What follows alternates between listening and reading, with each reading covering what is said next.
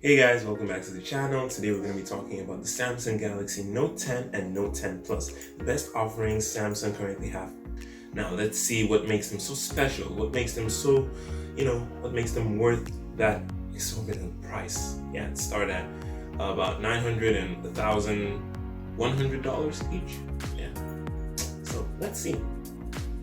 This is the Samsung Galaxy Note 10 Plus, Samsung's magnum opus for the year 2019. But is it worth all the hype? We're gonna find out. The Note 10 Plus has a beautiful dynamic HDR10 Plus Super AMOLED display with a minuscule hole punch in the center, giving the phone a nice symmetrical look. Unfortunately, Samsung have made the devastating choice of omitting the headphone jack in this year's iteration of the Note, leaving LG as the only company which produces flagship phones with headphone jacks. Samsung fought the good fight for as long as they could, but they had to tap out eventually. The holes which we can see at the bottom of the phone are for the S Pen, which seemed to be unavailable as at the time of shooting, and the microphone.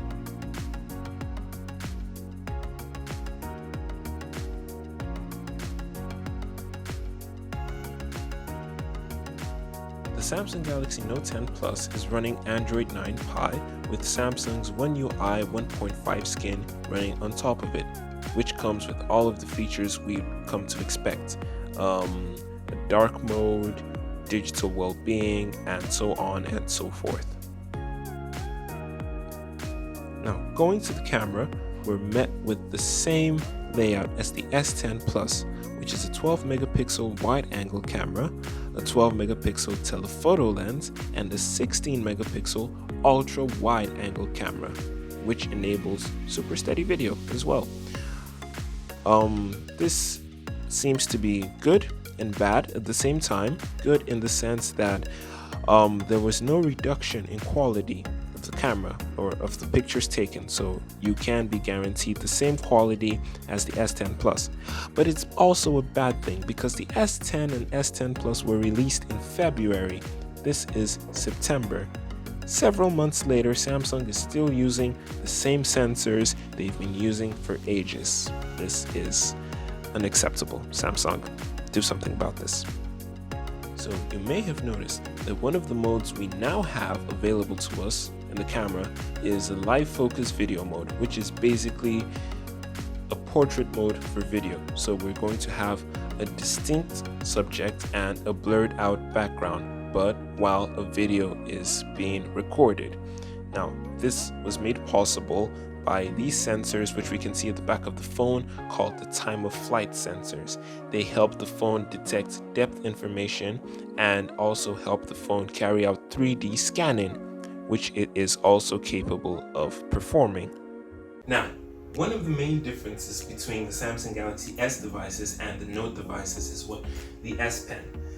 This is the S Pen for the Samsung Galaxy Note 9, and it differs from that of the Note 8 in the sense that this is Bluetooth enabled, meaning I can carry out some Bluetooth capable functions with this, like taking pictures remotely or switching through PowerPoint presentation slides and things like that. Now, the S Pen from the Galaxy Note 9 and that from the Note 10 and Note 10 Plus also differ in the sense that Samsung have introduced this new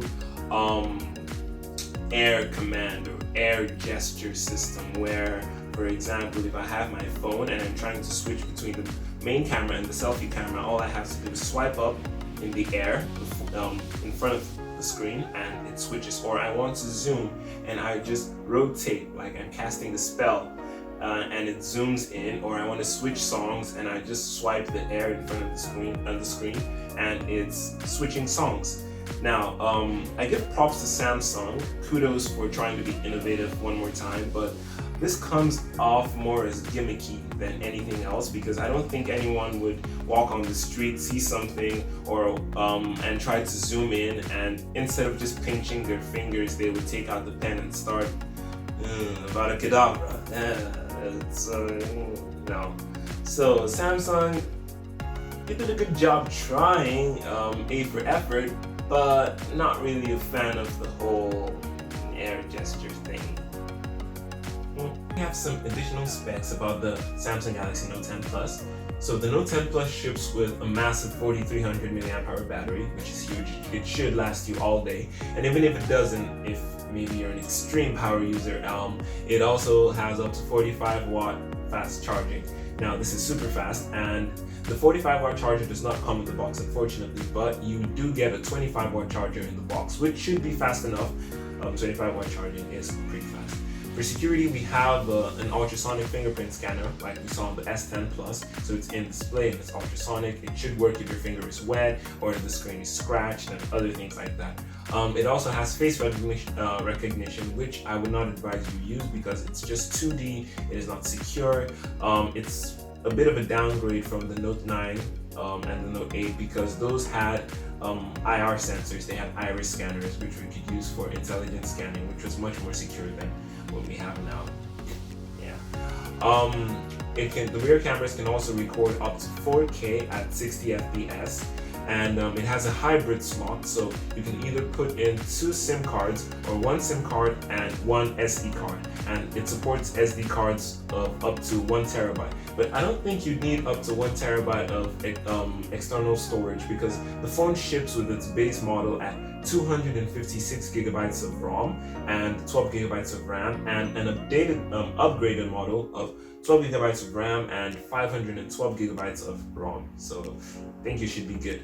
It also has an Exynos 9825 chipset, which is a 7nm chipset, just like the Snapdragon 855. So finally, Samsung's Exynos chipset and the Snapdragon chipset aren't very far apart, because a lot of people had complained that the Snapdragon chipsets were much better than the Exynos, but now Samsung have brought out an equivalent. The phone also has a 6.8 dynamic AMOLED display, so it's a huge display, 6.8 inches. Dynamic AMOLED, Samsung's proprietary technology. It also has support for HDR10 Plus, which should increase the quality of the content you're consuming on this screen. And the phone is also covered on both sides with Corning Gorilla Glass 6. The front has those curved edges that Samsung flagships are famous for, and the back is also rounded to give a more comfortable feel in the hand. The phone is also IP68 water and dust resistant, so if you were to drop your phone in the pool or in the toilet, or if you got caught in the rain, then you should be fine. Your phone shouldn't suffer any water damage.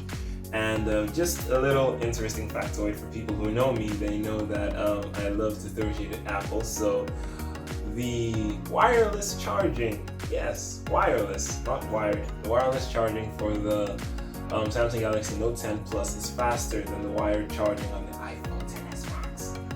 Yeah, little bit of shade there. I mean, come on, I know Apple also have fast charging, but the charger they include in the box is not a fast charger. So, yeah. That was my brief review of the Samsung Galaxy Note 10 and Note 10 Plus.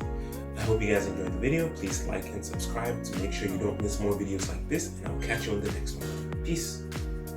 If you have any comments or suggestions about this video, please make sure to leave them down in the comment section, or if you have any suggestions about videos you'd like to see in the future, also leave them in the comment section, or feel free to send them to me on social media.